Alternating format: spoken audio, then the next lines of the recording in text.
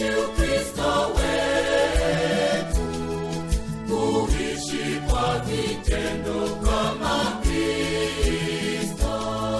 Yatupasa kuishi Ukristo wetu, kuishi kwa vitendo